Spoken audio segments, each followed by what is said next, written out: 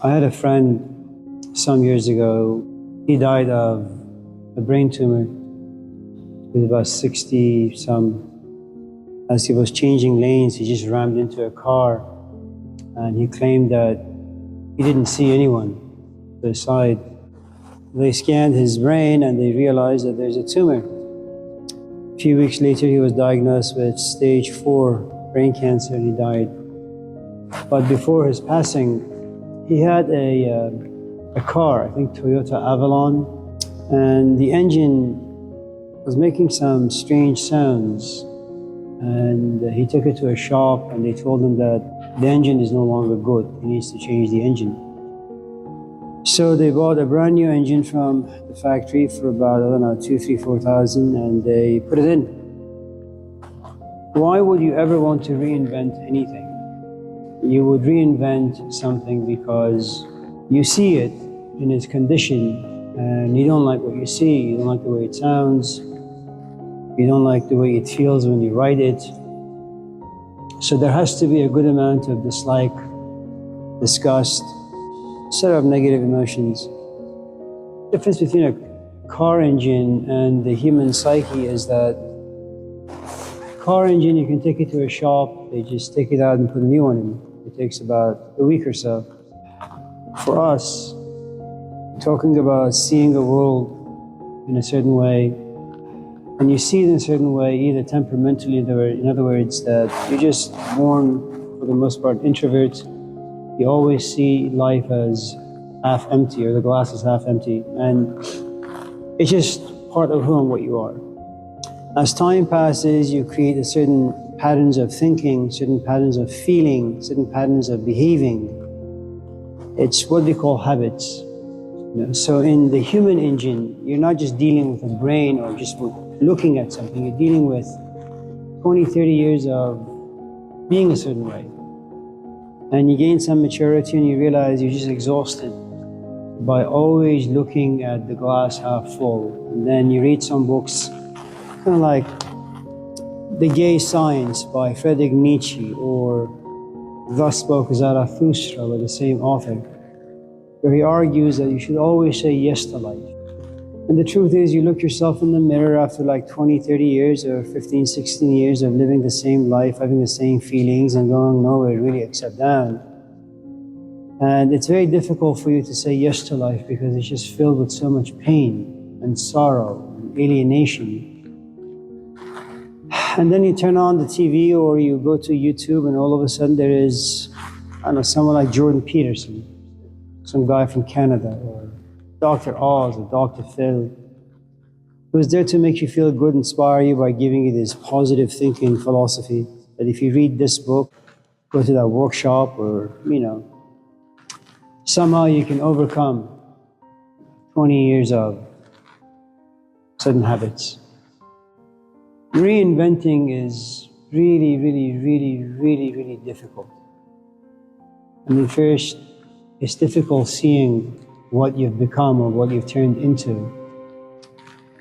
Then it's really difficult to get some perspectives that contradicts the one that live inside you, and then constantly have them repeated to you, either someone from the outside or you just have a mantra. It's like you wake up every morning and you brush your teeth. And you got to do this over and over and over again until this new seed can grow bigger and bigger and bigger until it overpowers, all this old stuff. Can I tell you a story? A few days ago, I had to go to the mortuary, wash a corpse, and then bury it. And this is a very good friend of mine. And he had been suffering from depression for a long time. I've tried for the past 30 years to lend him a hand, as much as I possibly could, without not having my own family damaged because of him. It's one thing to go into your room and see it be a mess, but it's a different thing to go inside your mind and see the mess, but there is nothing you can do about it. And every time you try to clean something, you realize it's connected to something else. And then you end up in a state of paralysis. You can't really do much. And so the past few days have been really, really tough because a couple of things that usually happens is when you realize that someone is not reachable, in as much as you want to help them yank this disease out of them, you realize no amount of data you have in your head, information, wisdom, whatever you want to call it, it's just not helpful. And you kind of feel incompetent and insufficient in so many different areas of life. And then as you wash the corpse, and one of the things that death does, it makes so many things about your life irrelevant. It really does. I mean, that's what depression is for the most part. You could be depressed about the political situation. You say it's just way, way, way too much. I can't do much about any of this stuff. But some depressions can be inward. In other words, it's like this pot of soup you have on the stove, and it's been on the stove for the past 5 years, and the bottom is thick, black junk. And you know that if you get this spoon and you start, stirring it from the very bottom, all this burnt stuff will just come to the surface and everything is a mess now. You can't drink or eat the soup in any shape, form. Once you begin to play with your own head and the stuff that live in it, the truth is all the junk that lives in the bottom will eventually come to the surface. And then your breathing space is not very much. And so once you begin to play with the reality of death, you begin to ask yourself, what conversation can I really have that's meaningful? What place can I go that can nourish me to some extent? And you realize there is nowhere.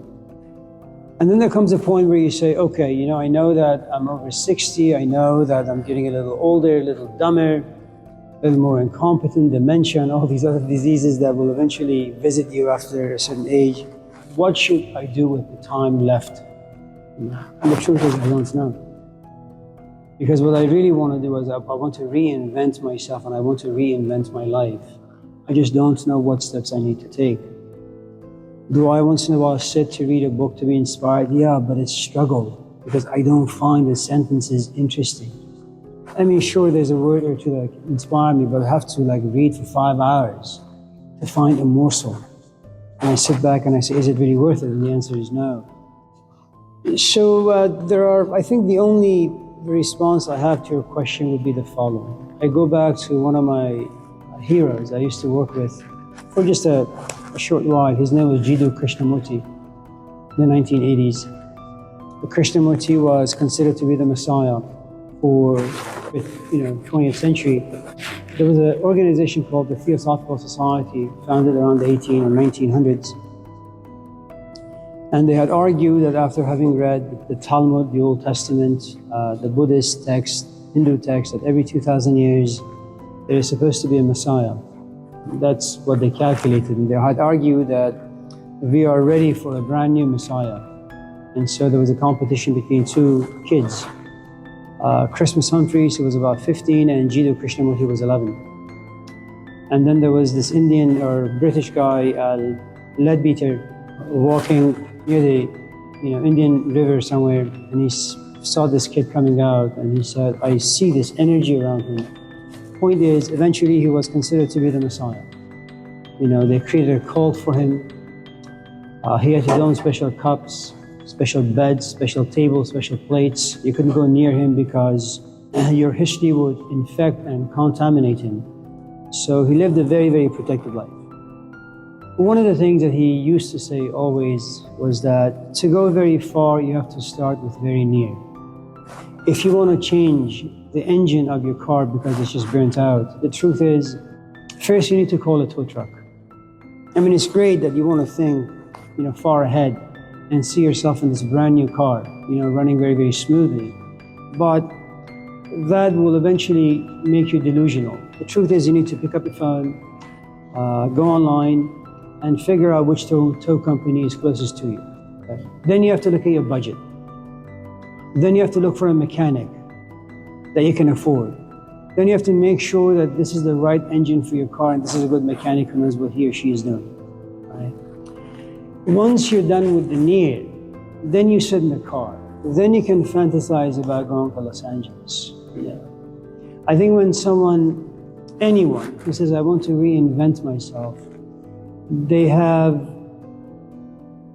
been dealing with some issues, and it doesn't mean it's negative, it's actually quite nice. that you come to a place where you realize the old philosophy of life are no longer working.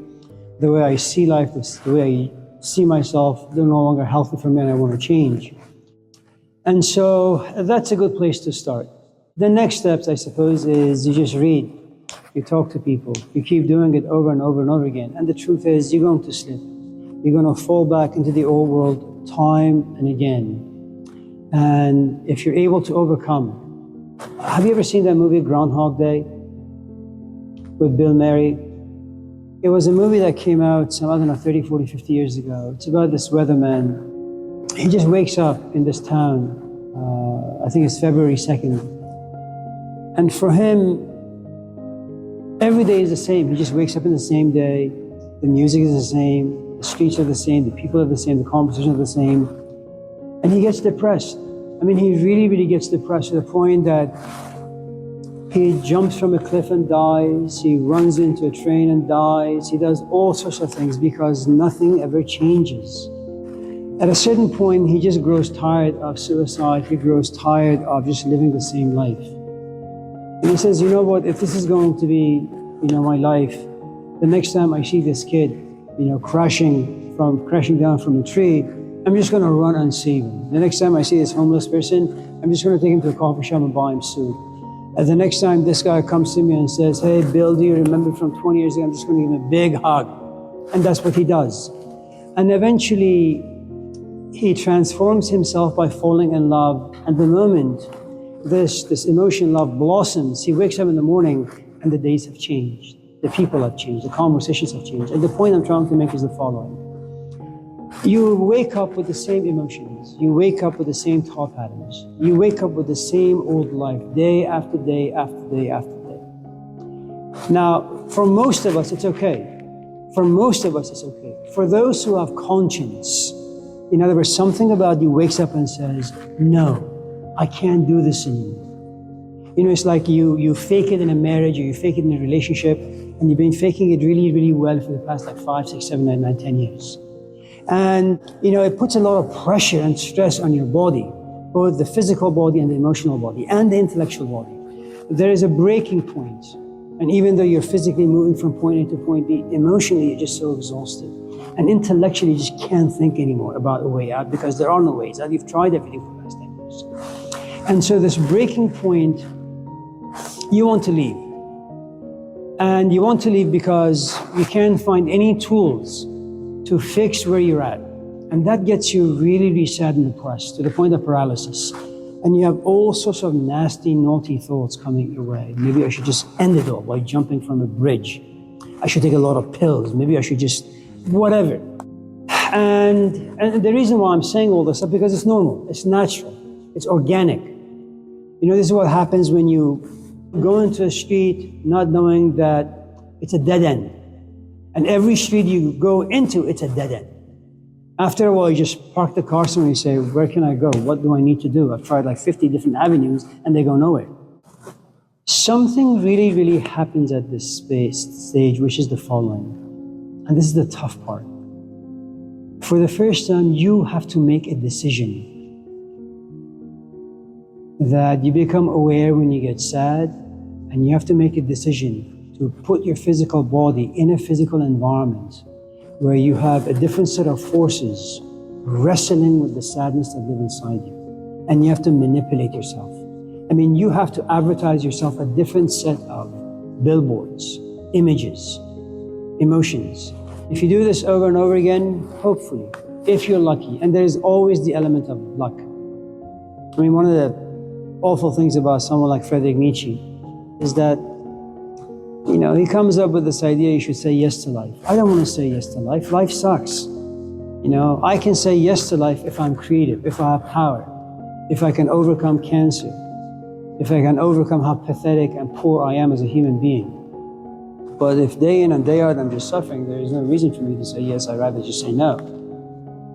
And the other problem I would say is that the moment you decide to make any changes to your life, you will have no friends left. And usually people who are depressed have no friends. And by the time you get to this place that I have no friends, it's really difficult to trust anyone who's willing to help you in any shape or form. The Danish philosopher Søren Kierkegaard You gotta take a leap of faith. Just take a leap of faith. You don't know me. You may not like me. This is just hypothetical. If I say come to the house for dinner and meet my wife and my family and my parents who are all coming here today, say, oh, I don't even know this guy, I can't trust him. Go there for what? Leap of faith. You just say yes. And who knows? Maybe my mom will say something to you, maybe you'll gravitate towards my mom, maybe my dad, maybe my entire tribe. And all of a sudden you'll continuously send me texts or emails. Are you guys having a gathering again? Leap of faith.